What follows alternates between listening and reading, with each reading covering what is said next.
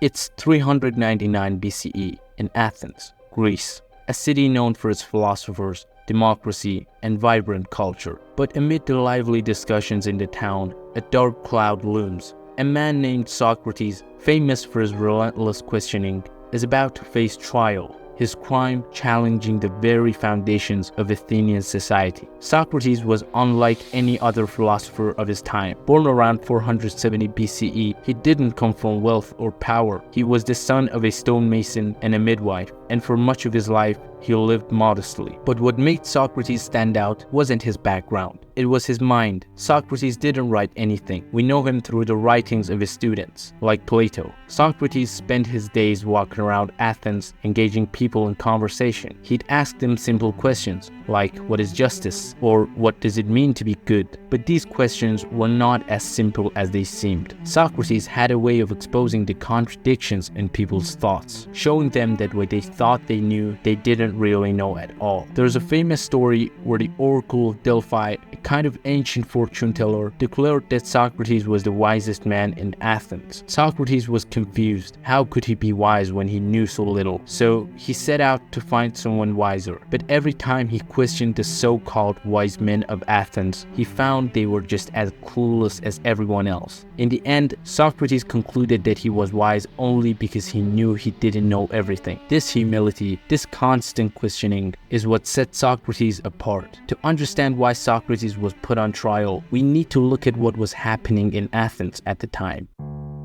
Athens wasn't always the powerful, confident city we think of. By the time of Socrates' trial, Athens was in a state of crisis. They had just lost the Peloponnesian War to Sparta, a bitter defeat that left the city weakened, both militarily and morally. The defeat caused a lot of soul-searching. People were angry, confused, and looking for someone to blame. The old ways were not working anymore, and there was a growing tension between the traditional values and the new ideas that were emerging. Socrates, with his constant questioning, became a symbol of this new, unsettling way of thinking. For many, he was seen as a threat to the stability of Athens. In 399 BCE, Socrates was put on trial. The charges: corrupting the youth of Athens and not believing in the gods of the city. But these charges were just the surface. What Socrates was really on trial for was challenging the status quo, for making powerful people uncomfortable by questioning their authority and wisdom. The trial itself was a spectacle. Socrates didn't have a lawyer. He defended himself, and rather than pleading for his life, he used the trial as an opportunity to keep doing what he always did: ask questions. He questioned his accusers, the jurors, and even Athenian society itself. He argued that he was actually doing a service to Athens by encouraging people to think critically, to examine their lives.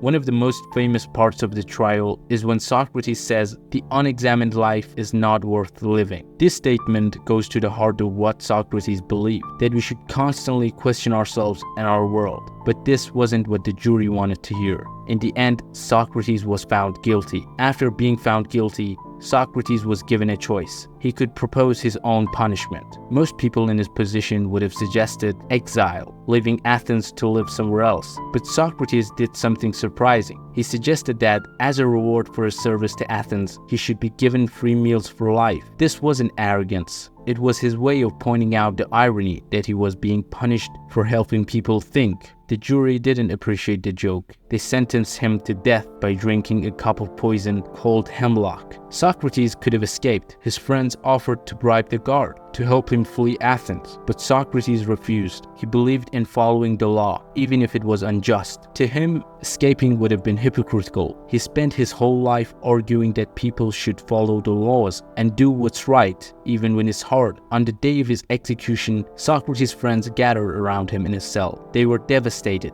but Socrates remained calm. He spent his final hours discussing philosophy, as he always did. He reassured his friends, telling them that death was nothing to fear. To him, it was simply a transition, a journey to the unknown. When the time came, Socrates drank the hemlock. As the poison worked its way through his body, he lay down and spoke his final words. "Crito, we owe a cock to Asclepius. Pay it, and do not neglect it." This was a reference to a common practice of offering sacrifice to the gods of healing, suggesting that death was a kind of cure, a release from the troubles of life. Socrates died as he lived, fearlessly, and with a mind focused on the deeper meaning of life. Socrates' death wasn't the end of his story. It was the beginning of a legacy that has lasted for over 2,000 years. His student, Plato, wrote down many of Socrates' dialogues, preserving his ideas for the future generation. These writings became the foundation of Western philosophy, influencing countless thinkers, from Aristotle